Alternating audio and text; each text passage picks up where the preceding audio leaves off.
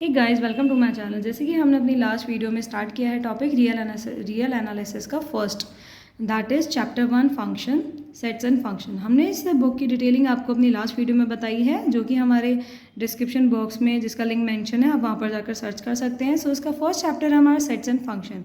तो हम इस चैप्टर में पढ़ेंगे कि सेट क्या होते हैं और फंक्शन क्या होते हैं। अगर आपको स्टार्टिंग का बेस रियल एनालिसिस का क्लियर होगा, तब आप आगे रियल को बहुत अच्छे से और समझ पाएंगे। So chapter 1 sets and function. Introduction पढ़ते हैं। क्या है? Set theory is the most important tool in the modern mathematics. So आज की मैथमेटिक्स में सेट थ्योरी है बहुत ज़्यादा इंपॉर्टेंट रोल अपना। The purpose of sets is to house a collection of related objects. Means ये क्या है, आपका सेट जो होता है कलेक्शन होता है रिलेटेड ऑब्जेक्ट्स का। जहाँ पर सपोज आपका अल्फ़ाबेट्स हैं 21 ए से लेकर जेड तक होते हैं, 26 अल्फ़ाबेट्स होते हैं, तो वो भी एक सेट है। किसका? अल्फ़ाबेट्स का सेट है। अब उसमें बहुत सारे अल्फ़ाबेट्स हैं डिफरेंट, सो उसको भी बोलेंगे set of alphabets. Set theory was controversial at the start. The reason being Cantor in this theory said that for any infinite set there is a larger infinite set which is set of all its subset, but later it was largely accepted within immediate consequences of sets being divided into the countable and uncountable sets. So starting में ये जो हमारी set theory थी बहुत ज़्यादा controversial में थी, क्योंकि यहाँ पे कुछ बोला गया था कि जो इनफाइनाइट सेट है उनसे भी बड़ा एक इनफाइनाइट सेट होता है, क्योंकि जो इनफाइनाइट सेट है वो एक सबसेट है किसका? इनफाइनाइट सेट का। बट हम इसको नहीं समझ पा रहे थे, तो हम ये किस चीज़ में डिवाइड हो गया, तो उसका कॉन्सिक्वेंसेस क्या आया, हमारे पास दो डिफरेंट टाइप के सेट्स मिले। एक होता है काउंटेबल सेट, एक होता है अनकाउंटेबल सेट। काउंटेबल सेट कौन सा हो गया? जिसको आप काउंट कर सकते हैं। इसीलिए कहा गया था कि इनफाइनाइट सेट जो है सबसेट है और अदर इनफाइनाइट सेट का। तो जो सबसेट निकला उसको हमने काउंटेबल कर दिया, क्योंकि हम उसको काउंट कर सकते हैं। इनफाइनाइट सेट को हमने कर दिया अनकाउंटेबल सेट, जिसको आप काउंट ही नहीं कर सकते। Then to relate one set to another a tool was introduce called function. इसलिए एक सेट को दूसरे सेट से रिलेट करने के लिए हमने कौन सा टूल लिया यहाँ पे? Function. So a function is like machine that has an input and output. सब जैसे कि हमारे पास एक मशीन होती है ना, आप स्विच ऑन करते हैं, फ़ैन को आप ऑन करते हैं, तो आप क्या करते हैं? स्विच बोर्ड में से स्विच को ऑन करते हैं, फ़ैन ऑन हो जाता है। दैट मीन्स आपने क्या किया? आपने इनपुट दिया इलेक्ट्रिसिटी के रूप में और आपका क्या हो गया? फ़ैन ऑन हो गया। So a function is like a machine that has an input and output is related in some rule to input. और आउटपुट किससे रिलेट होगा? जो हमने इनपुट दिया था उससे रिलेट होगा हमारा आउटपुट। जब आप स्विच ही ऑन नहीं करते, आप स्विच ऑन करके अगर इलेक्ट्रिसिटी नहीं देते तो फैन नहीं ऑन होता। So in this session we will discuss some basic of sets and functions and their properties. So इसमें हम कुछ बेसिक्स सेट्स के बारे में और फंक्शन के बारे में पढ़ेंगे, उनकी प्रॉपर्टीज़ पढ़ेंगे। सो फर्स्ट क्या हमारा सेट। अब सेट क्या होता है? The collection of well defined and distinct object is called. Collection of well defined मतलब जिसको हम डिफाइन कर सकते हैं, जिसके बारे में हमें पता है, बहुत अच्छे से आप बता सकते हैं। जैसे काउंटिंग है, आप 10 तक काउंटिंग बता सकते हैं, 1 to 10। ऐसे ही आप अल्फ़ाबेट्स बता सकते हैं, 1 to A to Z, तो उसको बोला जाएगा वेल डिफाइंड, जिसको आप बता सकते हैं। एंड द डिस्टिंक्ट ऑब्जेक्ट, जो डिफरेंट ऑब्जेक्ट्स होते हैं, इज कॉल्ड अ सेट। अगर आपके जब पास सपोज एक बैग है, उसके अंदर ऑरेंज है, बनाना है, पाइनएप्पल है, तो ये देखिए आपके पास क्या है? 3 फ्रूट्स का कलेक्शन है। तो कलेक्शन एक बैग के अंदर है, तो वो बैग हो जाएगा हमारा सेट। और 3 डिफरेंट हमने वेल डिफाइंड ऑब्जेक्ट्स बताए हैं। एक हमने बनाना बताया, एक हमने ऑरेंज बताया, एक हमने पाइनएप्पल बताया। तो ये हो गया हमारा वेल डिफाइंड। और डिस्टिंक्ट मतलब तीनों अलग अलग हैं, इसमें से भी कोई एक कॉमन नहीं है। कॉमन इन द सेंस कि आपके पास 2 बनाना हो सकते हैं। तो ऐसे ही कि वेल डिफाइंड और distinct object is called a set. Distinct मतलब बनाना एक अलग चीज़ है और ऑरेंज एक अलग चीज़ है। आप रिपीट कर सकते हैं नंबर्स को। इसके कुछ 2 प्रॉपर्टीज़ है, सबसेट एंड प्रॉपर सबसेट। क्या है subset? A set A is set to B a subset of B if A is contain in B. That is, सबसे पहले तो सेट और प्रॉपर सबसेट या सबसेट को फाइंड करने के लिए हमारे पास 2 सेट होना चाहिए, ए और बी। सपोज इस तरीके से 2 सेट है, ये सेट है हमारा ए और ये सेट है हमारा बी। ए में एलिमेंट्स है कुछ 1 2 3 एंड बी में एलिमेंट्स है कुछ 1 2 3। सेम एलिमेंट्स है, ए में भी सेम है, बी में भी सेम है। तो क्या है आपका? A set A set to B a subset of B if A is contain in B. मतलब ए जो है हमारा वो कंटेन है बी के अंदर। मीन्स जो एलिमेंट 1 2 3 है, वो अगर आप ए को यहाँ पे छोटा सा आप इस तरीके से लिख देते हैं, तो इसके अंदर जो एलिमेंट्स है 1 2 3, वो सारे एलिमेंट्स हमारे बी के अंदर भी हैं। So A is contained in B, that is if all the elements of A or also the element of B, मतलब A के जितने भी elements हैं वो सारे elements हमारे B के अंदर हैं, and is denoted by A is subset of B and B is set containing n elements and then the number of subset of B is 2 raised to power n. अगर suppose आपके पास B के अंदर यहाँ पे कुछ 3 elements है और यह A के अंदर भी 3 एलिमेंट्स है 1 2 3, और मीन्स अब क्या दिखा रहा है कि A इज़ द सबसेट, मतलब A is totally contain in B. ये कंटेन का होता है और ये इक्वल का साइन होता है. अब ये सबसेट है, सबसेट का मतलब है जो A के सारे एलिमेंट्स हैं वो B के अंदर है, और B इज़ हमारा ग्रेटर टर्म है क्योंकि B हमारा एक B के अंदर A है. B हमारा क्या कर रहा है, कंटेन कर रहा है A को. अगर A में हमारे 1 2 3 है मीन्स वो सारे एलिमेंट्स हमारे B के अंदर भी हैं. इसका मतलब ये है कि जो हमारे B के एलिमेंट्स हैं सारे वो हमारे A के एलिमेंट्स हैं, means A is containing in B. So this is called A is the subset of B. ये हमारा सबसेट का साइन होता है जहाँ पे आप इस तरीके से कंटेन का साइन लगाते हैं देन इक्वल, मतलब ये A B के अंदर है और एक दूसरे के इक्वल है. अब क्या करते हैं, B के अंदर सपोज हमारे n एलिमेंट्स हैं. अब एलिमेंट्स पता चल गया तो आपको क्या फाइंड करना है, सबसेट फाइंड करना है. तो हम कैसे लिखते हैं सबसेट फाइंड करने के लिए, B equals to 2 raise to power n. देखिए यहाँ पे n के एलिमेंट्स है 1 2 3 एलिमेंट्स है, तो क्या हो जाएगा B equals to 2 raise to power 3. तो B का आंसर क्या आ जाएगा यहाँ पे, 2 into 2 into 3, 2 into 2 into 2 3 times means 8, 2 2 4 4 2 8. सो इस तरीके से सबसेट B के कितने आ जाएंगे 8. आगे ऐसे ही सेकेंड हमारी डेफिनेशन है प्रॉपर सबसेट. वो क्या होती है, पढ़िए definition. A set A is said to B a proper subset of B of a set B if A is properly contained in B, that is if all the elements of A are also in B and there exists at least one element which is in B but not in A, and it is denoted by A is contained in B. Yeah, we can say A is the proper subset of B. If B is the set containing n element, then the number of proper subset of B equals to 2 raise to power n minus 1. So इस definition में हमें क्या बता रहा है कि एक set है प्रॉपर सबसेट A को, A is the proper subset होगा B का कब, जब A प्रॉपरली कंटेन होगा B में और B के अंदर एक एक्स्ट्रा एलिमेंट होगा जो कि हमारा A में नहीं होगा. So there exists at least one element which is in B but not in A.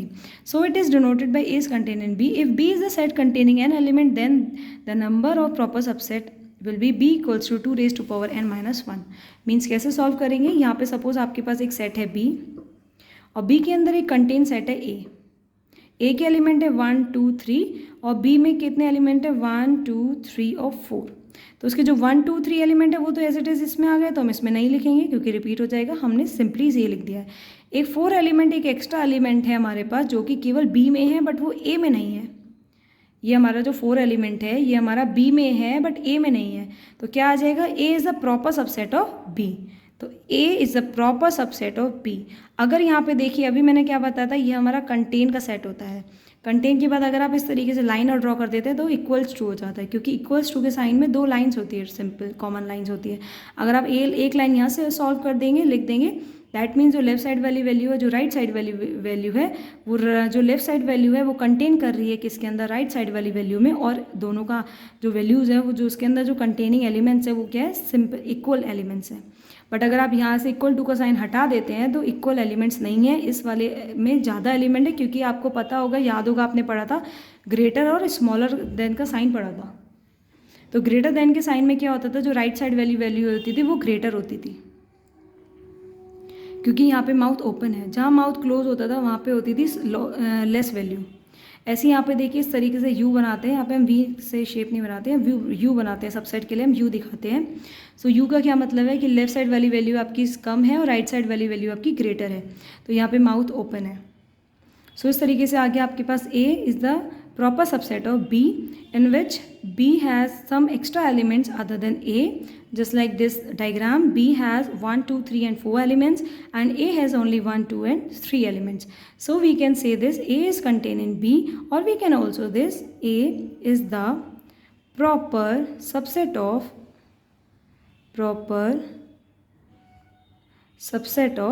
B.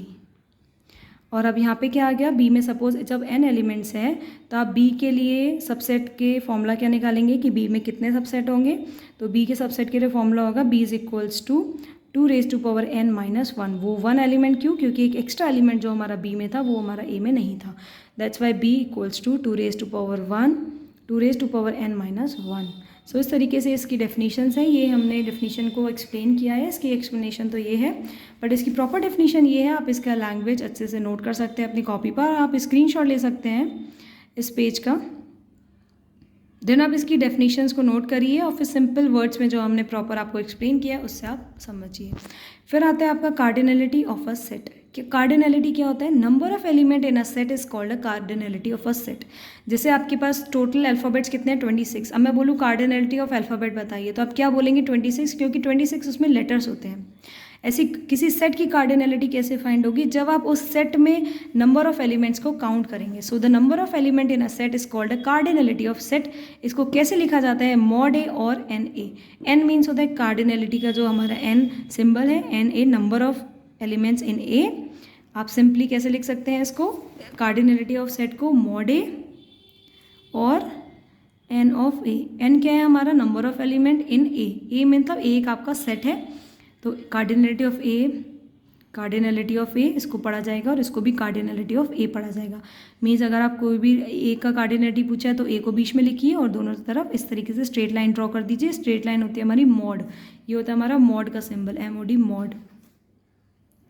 और मॉड के अंदर जितने भी नंबर्स आते हैं, जब आप मॉड से अपने नंबर्स को सॉल्व करते हैं तो हमेशा वो एडिशन पॉजिटिव में आएगा, वैल्यू नेगेटिव में नहीं आएगी, क्योंकि नंबर है किसी भी सेट के काउंट एलिमेंट्स को आपने काउंट किया है तो काउंटिंग हमेशा पॉजिटिव ही जाएगी। सो इस तरीके से आप इन दोनों डेफिनेशंस को समझ सकते हैं। अब कुछ इसके बाद आता है हमारा नोट। सो आज हम इसका केवल 1.1 सेट के बारे में ही समझा है। सो नोट क्या है, for any set ABC, A, B, C, NS denote the cardinality of a set S। जैसे NS है, अभी आपने NA पढ़ा था, वैसे यहाँ NS मतलब number of cardinality of S, denote the cardinality of the set S। तो इसके लिए आपके कुछ दो हमने अपने ये फॉर्मूले पढ़े हैं कि देखिए N क्या है हमारा, कार्डिनलिटी ऑफ अ सेट है किसका, A यूनियन B का। तो A यूनियन B का क्या मतलब है, दो आपके पास सेट है, आप उनको उन दोनों का यूनियन फाइंड करना है। सपोज आपके पास तरीके से दो सेट है, ये देख सकते हैं N, एक सेट ये है A और एक सेट ये है आपका B। ये दोनों सेट एक दूसरे को कट कर रहे हैं, तो उसका क्या मतलब है कि N के अंदर जो एलिमेंट्स है ये हमारा N, इसका आपको फाइंड करना है N cardinality of A union of B।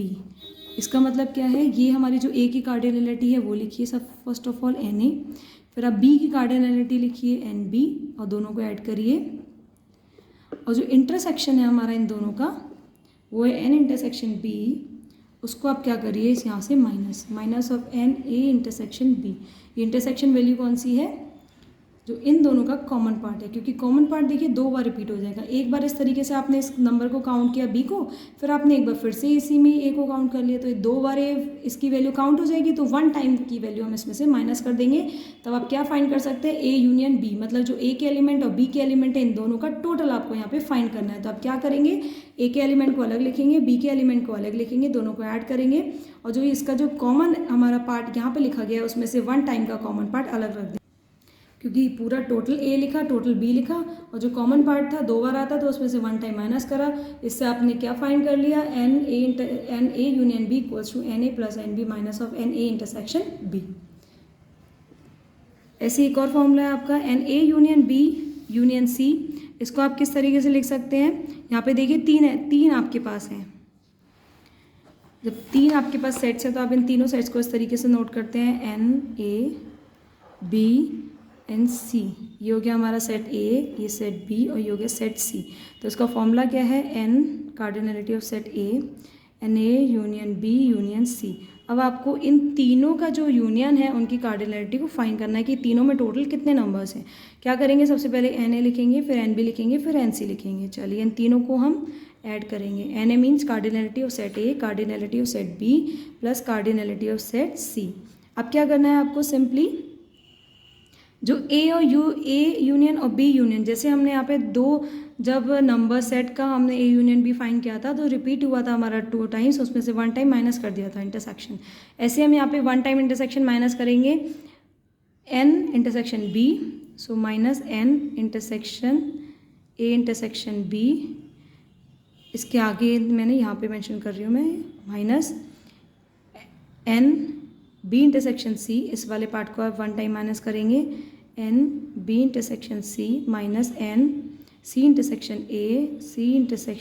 ए, और फिर आप ऐड करेंगे क्या, इन तीनों का ये यूनियन, सॉरी इन तीनों का इंटरसेक्शन को आप ऐड कर देंगे, क्योंकि जब आपने 1 टाइम इस इंटरसेक्शन को हटा दिया, 1 टाइम आपने इस इंटरसेक्शन को हटा दिया, 1 टाइम आपने इस इंटरसेक्शन को हटा दिया, तो बट ये जो हमारा टोटल इंटरसेक्शन था वो तो पूरी तरीके से कम्प्लीटली गायब हो गया, बट हमें तो आंसर में सॉल्व करने में चाहिए क्योंकि हमें यूनियन फाइंड करना है। तो हम 1 टाइम क्या करेंगे, इसका टोटल इंटरसेक्शन जो है, क्योंकि ये पार्ट हमारा देखिए ए में भी आ रहा है, ये पार्ट हमारा बी में भी आ रहा है, ये पार्ट हमारा सी में भी आ रहा है, तो हम इसको क्या कर देंगे, ऐड कर देंगे, plus n A intersection B intersection C. तो यूनियन का क्या मतलब होता है, ए और बी का टोटल, और इंटरसेक्शन क्या होता है, ए जो पार्ट हमारा ए और बी दोनों में कॉमन है वो होता है हमारा इंटरसेक्शन। यूनियन को हम यू से डिनोट करते हैं, यू फॉर यूनियन एंड उल्टा यू फॉर इंटरसेक्शन, ये होता है हमारा इंटरसेक्शन।